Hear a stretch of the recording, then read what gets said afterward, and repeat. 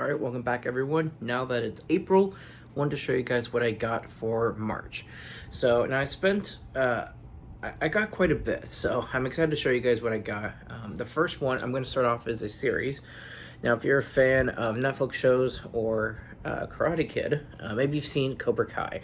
And last month, they finally released the complete series on physical media, which is interesting because it seems as if Netflix is doing a physical release for some of their projects now. Cobra Kai has its complete collection now. Frankenstein is going to end up on the Criterion Collection, I believe, and Stranger Things is also getting a release from Arrow Video, I believe in the summer. So, movies from Netflix going to physical media, I think it's going to be a good thing. It'll be a way for fans of these projects to have them permanently and to be able to always have it depend whether they'll be able to watch it regardless, even if internet is down on a stormy day or what have you. So here is the Cobra Kai, the complete series. Now, it is not in 4K. I kind of wish it was, but given the price point it probably would have been, I'm perfectly fine with just getting the Blu-ray. So I know that a lot of these seasons were released, I think, each and every one of them on DVD and maybe most of them on Blu-ray individually, but this is a complete series. So I actually haven't seen any of the artwork on them, so I kind of wanted to check it out during this video. So we'll just start with the first one. I'll take them all out here. So here we got season 1. So that's pretty cool. I think it's kind of sort of reminiscent of the first Karate Kid. It just reminds me of the first one. I haven't seen all of the movies, but I've seen the original 3. I didn't see the other 2 that had come out. So here's the artwork for the second. This was actually pretty cool. This is when things started heating up between them. I actually really liked most of this series. It's one of those series where even the villains that are supposed to just be the unredeemable characters, you just can't help but root for. And here is the third one. So this is pretty cool. I really like the artwork on this one. I remember seeing the artwork on Netflix. I think the similar or exact artwork, possibly. I think 3 had released when I started watching it. And here's 4. I actually really like this one. This is probably my favorite artwork so far, just because it has a majority of the characters on there. And then here is the artwork. That's pretty cool. Here's the artwork for 5. I just love the darker color tone of these later seasons as everything started ramping up, especially with Silver being that main villain toward the end of the series. And here we have 6. This is really cool. I really like the artwork on pretty much all of these. So this is a really cool series to have. This is one of my favorite shows because I love the original movie so much. So this is really, really, really cool to have on physical media. So when it comes to John Carpenter, I've seen a majority of the Halloween movies now, and I've seen The Thing, but I haven't seen a lot of his other movies. So this was like $5 that I found at a bookstore. So I picked it up because it wasn't a bad price at all. I know absolutely nothing about it. So this is just going to end up being a blind watch when I see it. But I do want to see more of John Carpenter's work because he's a legend in the horror industry, and I do need to see more of his movies. If I don't know anything about that, I don't know what else to say about it right now. This is actually gifted to me.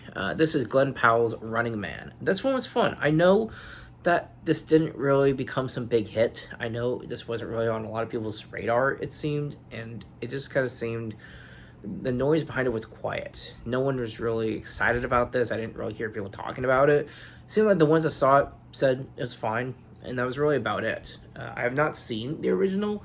I really wanted to, but I just didn't get around to it. But Glen Powell's an actor. I really like his work, and I think this movie was pretty fun. It was entertaining, and I think it's worth a shot. So check it out if you have the chance. Now we have Greenland 2 Migration. I didn't really know what to expect from this one. I saw the first one and really, really liked the movie. I thought it was beyond my expectations. I thought it was a really solid film. And when the second came out, I kind of expected nothing from it, but this pleasantly surprised me too. This kind of captured the drama that the first one had, but in a different kind of style. So this was very much an emotional film, almost just as much, if not more, than the first one.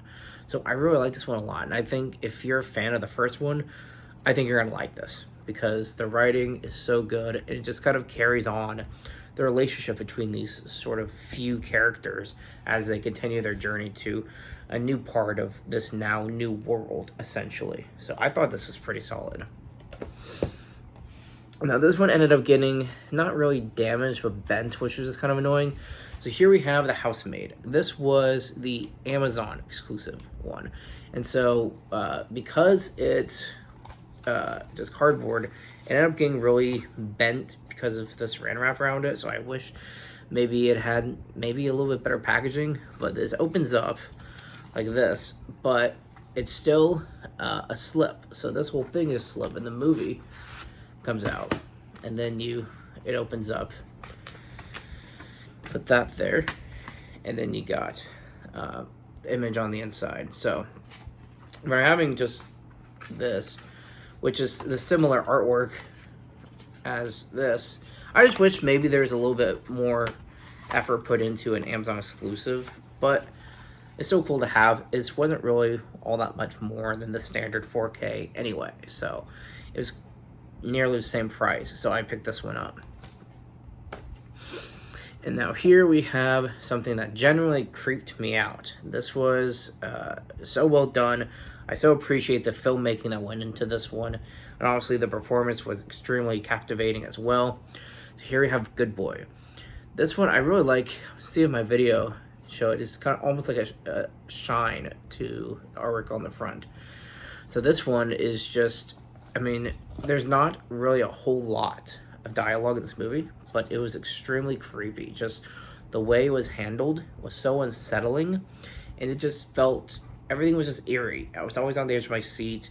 You're sort of gasping for breath at this whole thing. It was extremely well done, and my explanation does not give it any justice. This was so well done. Obviously, from Indie Dog, the performance was really good, and at the end of the movie in theaters, I had like a clip that was about 2 minutes sort of explaining some of the processes that went into making a movie like this, the sort of noises and squeaky toys you had to use to get Indy to do the certain things they wanted on camera. So just learning about the process was just so cool, and it shows how much effort was put into making this movie. So I think that's what makes it so good in my opinion as well, because there was so much love and passion put into this film. So this one was incredible. I would definitely check this out. And now we only got a few movies left. These are ones that ended up going on sale, and I really wanted to have them. So I've been collecting Star Wars, really anything, for years. And so I've had the DVDs of all the movies as a kid, and I've had the Blu-rays for a while.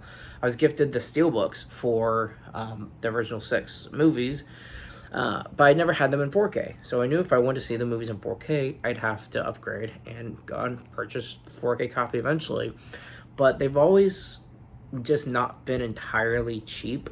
They've been at a decent price, but when they went down to nearly $19.99, I decided to buy some of them. So I got The Phantom Menace, I got Attack of the Clones, and we got Revenge of the Sith. So the reason I got the prequels is, one, I grew up with them, so I'm a little bit more biased to these than a lot of other people, I would say. But the original trilogy was at a higher price point when these happened to be on sale. And when it comes to the others, all the ones that Disney had made, like Solo and Rogue One and the sequels, those all had very varying price points. These were the ones that were really on a good sale price. So I picked these up. Plus, this one in particular is probably one of my favorites. It's got a, I know a lot of people sort of debate whether this one or Return of the Jedi or even Empire Strikes Back is the best. I would say this one is top 3 for sure. Top 2, maybe top 1. I mean, I've just always enjoyed a really epic, dramatic, intense conclusion, and this does exactly that in every sense of the word.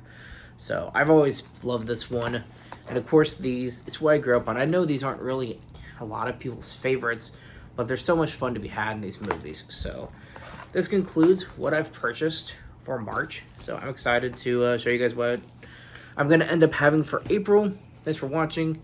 Keep it digging, guys, and I'll see you all next time.